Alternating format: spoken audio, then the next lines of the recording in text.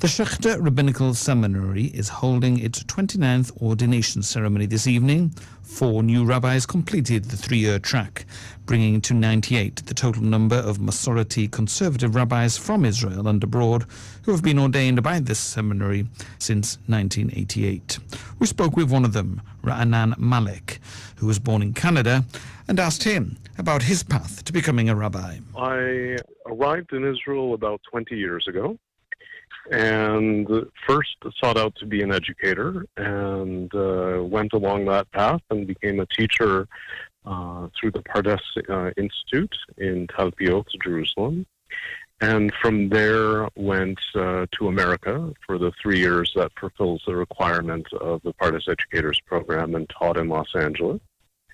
After that, I functioned as a principal in Vancouver, and in 2014 came to join the rabbinical program. And I think that it's always been an aspiration that I've had to deepen my career and to become a rabbi educator.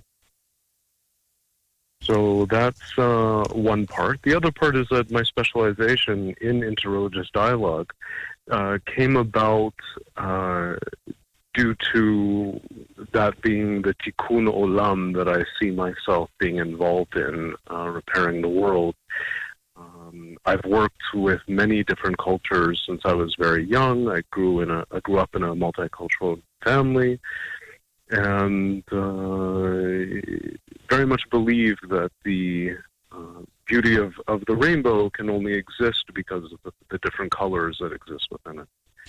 So once you have now added rabbi to your title, to your professional title, how do you hope to apply this? Do you continue to be active in education? Do you hope to work in a congregation?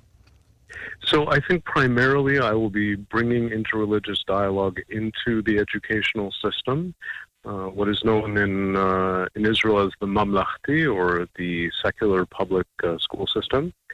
And I am very hopeful that through interreligious dialogue, we will be able to build bridges between all the different sectors in Israeli society. Now, this comes at a time that pluralism, recognition of non-Orthodox streams of Judaism, well, it's been a hot topic. It remains to be so. It's certainly also come up as a major issue in Israel-diaspora relations.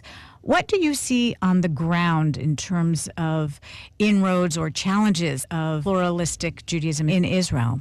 Well, I'll start with the challenges, which is that from the foundation of the state, there was an official Judaism that was created not necessarily by even the Orthodox. It was created due to the circumstances of the religious political parties that were around at the time, and combined with the needs of the state to have the acquiescence of the ultra-Orthodox. And that happened, but what it did, due to those historical circumstances, was create an official version of Judaism that has been the case for the past 70 years. And for us to move beyond that, pluralism is essential. And the positive side of this is that I'm finding that those that believe for so many decades that there was either, black or white, either you are religious or secular, there is a huge segment of Israeli society that considers itself traditional, that is really in the middle, that they may not observe all of the laws strictly, but Shabbat is still important to them. Keeping kosher is still important. The life cycle events are important to them. And I would wager to say that based on statistics, that's the majority of Israelis. And this is really who Masorti or conservative Judaism is seeking to help give a home to let them know that their expression of Judaism is just as appreciated and valid as those of the Orthodox. And do you find that openness growing among, let's say, native Israelis, so to speak, and not necessarily those with some kind of diaspora connection in their lives where multiple streams of Judaism are already well established? Right. So, of course, more naturally, those that have a diaspora connection tend to gravitate towards the Reform and the Masorti movement. I think, though, that as I've observed as well, especially in Zichron Yaakov and Pardes Chana where I've been working, that as soon as secular Israelis find out about us, we're like the hidden secret. They love to bring their children to us for their bar and especially bat mitzvah, because we make a point of empowering girls in our movement and telling them that they have just as much of a part in the Torah of Israel as do the boys. And I see, the eyes of the parents light up when they say, why have we never heard about this before? Where have you been all of our lives? And of course we've existed, but we've been in the margins of Israeli society and delegated to that's for the Anglo world and the diaspora world. And I really do believe that over time it will, the Masorti movement and the conservative movement will be able to open up and blossom due to the influx of secular and traditional Israelis that will find a home with us. And you mentioned that your specific area of focus and interest is interfaith relations. How would you like to integrate that into the school systems? Well, I'm very thankful that Tali, the Tali program, which has been bringing Judaism into the secular school system for a long time now on behalf of our movement, really laid down the foundation and the path for me to be able to work on, to the extent that they even developed an interfaith program where Jews and Arabs, primarily Christian Arabs, will meet and interact with one another in a way that they get to know one another very deeply. This is called Dialog V'Zehut, or Dialogue and Identity.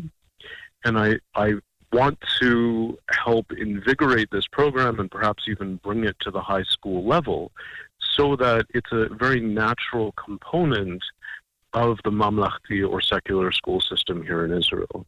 I do believe with a full heart that we will come to the point that even the national religious or Dati Leumi will seek that same connection, but we need to start in the Mamlechti system due to the prejudices that have been really deeply integrated into the religious school systems.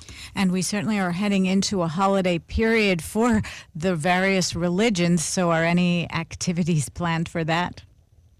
Well, we have Praying Together in Jerusalem, which takes place at the last Thursday of every month at sunset.